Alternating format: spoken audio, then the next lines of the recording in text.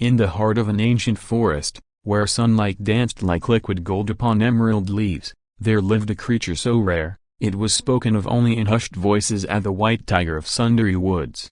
No one had seen her for years. The villagers believed she was a spirit, a guardian born from the soul of the forest itself. Her name was Ara, meaning light of the dawn. The forest around her was alive with whispering winds, murmuring brooks, and the echo of unseen paws. Every being, from the smallest squirrel to the mightiest elephant, knew Ara's presence. She was the balance keeper, a fierce yet kind, silent yet watchful. But peace never lasts forever. One night, under a sky torn by thunder, a group of men entered the forest. They carried torches and guns, their greed sharper than their blades. The rumors of a white tiger worth millions had reached the ears of poachers. The forest held its breath. Ara stood beneath an ancient banyan tree, her icy blue eyes glowing faintly in the moonlight. She could feel the disturbance and the heavy scent of gunpowder, the fear of fleeing animals. From the shadows, a young boy watched too. His name was Ravi. He had grown up hearing stories of Ara from his grandmother, who used to say, "As long as the white tiger walks these woods, the forest will live."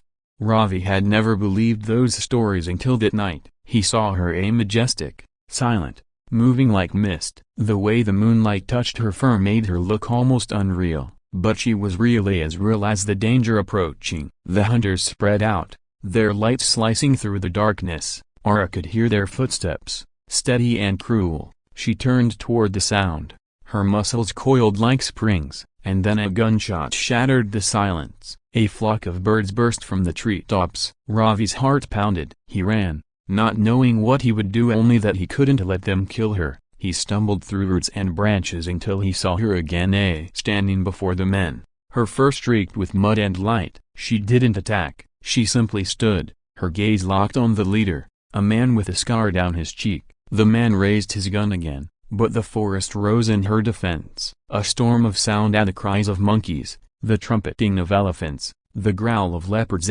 filled the night. The ground trembled as nature itself rebelled. Ara roared, and it was not a roar of rage, it was a roar of warning, of power. The men hesitated. The leader fired again, but the bullet struck a tree as Ravi tackled his arm. "Run, Ara!"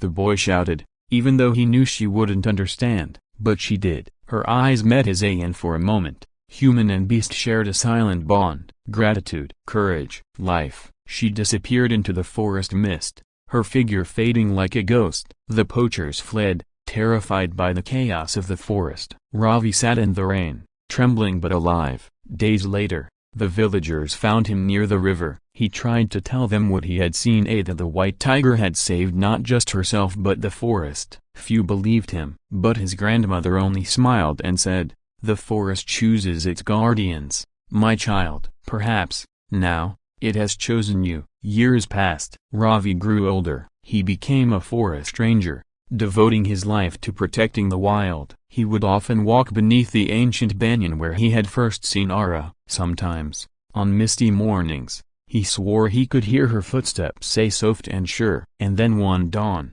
as golden light spilled over the trees, he saw her again. Not alone this time. Beside her padded two cubs, tiny, white, and perfect. Ravi felt tears well in his eyes. The white tiger of Sundari Woods was not a myth. She was a promise, that life finds a way to endure, that beauty survives where hearts remain kind. The forest whispered again, and this time, Ravi understood its language. It said, "As long as you protect us, we will live, and as long as we live, so will you." He bowed his head, the wind carrying the scent of rain and flowers, and deep within the green heart of the world, the last white tiger walked on, free, fierce, and forever remembered.